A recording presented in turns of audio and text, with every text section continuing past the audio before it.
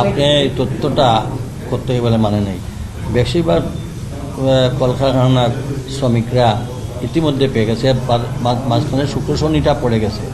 অপেক্ষা করেন, রবিবার বা সোমবার এখনও তো কোথাও কী ধরনের কোনো ঘটনা যেখানে শ্রমিকরা আমরা আমাদের মাননীয় প্রধানমন্ত্রী 24 আওয়ার্স এই বিষয়ে মনিটরিং করতেছে। আমরা সবাই এই আজকে সকালেও আমি 2-3 ঘন্টা প্রত্যেকটা জেলার সঙ্গে করছি।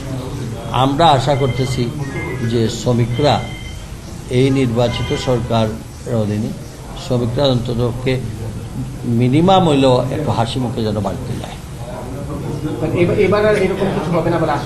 আমরা তো আশা করি এখন যদি পরিকল্পিতভাবে কিছু করার এটাও আমাদের নজরদারিতে আছে, এটাও আমাদের নজর। আমার মনে হয় না মেজর অংশটুকু আমরা ওভারকাম করবো ইনশাআল্লাহ। মানে শ্রমিকদের বেতন ভাতা দিতে সরকার আসলে মালিক পক্ষ কি ধরনের সহযোগিতা করছে?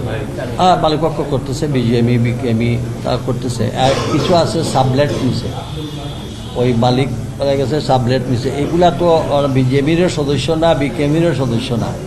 তো এরা ছোটোখাটো যেটা এগুলো আমাদের জেলা প্রশাসনগুলা দেখতেছে। বিকাশ পেমেন্টে 10,000 টাকার বেশি অফার, শপিং চলছে তো। আপনারা আমার মনে হয় আপনাদের তো বিভিন্ন সোর্স আছে। ইতিমধ্যে যে মধ্যপ্রাচ্যের বেশ কয়েকটি দেশে যাদের ভিসার মেয়াদ শেষ হয়ে গেছে, 1-2 দিন ছিল বা একদিন ছিল, যেতে পারে নাই, আমরা 3টা না 4টা দেশে সক্ষম হয়েছি এদের ভিসা আনটিল অ্যান্ড আনলেস ওই যে তাদের যুদ্ধ শেষ না হওয়া পর্যন্ত এক্সটেনশন করা। এই আমাদের সরকার কন্টিনিউয়াস কাজ করে আছে। এটা তো একবার বলি নাই, কয়েকবারই বলা হয়েছে যে যারা নির্দিষ্ট সময় ফ্লাইটে উঠে কিংবা যে কোনো কারণে ফ্লাইট বাতিল হয়ে গেছে তাদেরকে আমরা তারা এখানে আর নতুন করে টিকিট করতে লাগবে না, তাদের এই কস্টিংটা লাগবে না। ওই সব এয়ারলাইন্সগুলোই তাদেরকে নিতে হবে। 3 সপ্তাহে ওভারনাইট কাজ করা যায়। আমরা 18 জন এমপি এবং আমরা 2 জন মন্ত্রী সহ আমরা ইতিমধ্যে আমাদের কয়েক দফা আলোচনা হয়েছে।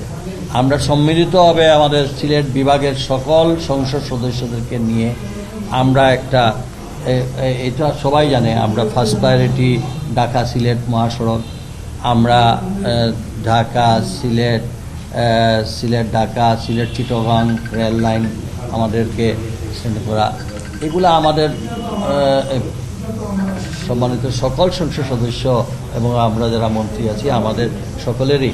এবং যেখানে আমার দেশের মাননীয় প্রধানমন্ত্রী তার নির্বাচিত হওয়ার আগে তিনি ঢাকা সিলেটের সড়কের অবস্থা সম্পর্কে, কাজে এই ব্যাপারে মাননীয় প্রধানমন্ত্রী অত্যন্ত সচেতন রয়েছে। আর আমরা মনে হয় একটু সব কিছু মিলিয়ে আমাদেরকে একটু কাজ করার সুযোগ দেন। এটা ইনশাআল্লাহ বিএনপি যতবারই ক্ষমতায় আসছে ততবারই সিলেট বিভাগে উন্নয়ন হয়েছে। কাজে এটা মনে রাখেন, আমাদের এইগুলা ইনশাআল্লাহ নির্দিষ্ট সময়ের মধ্যে এগুলা কমপ্লিট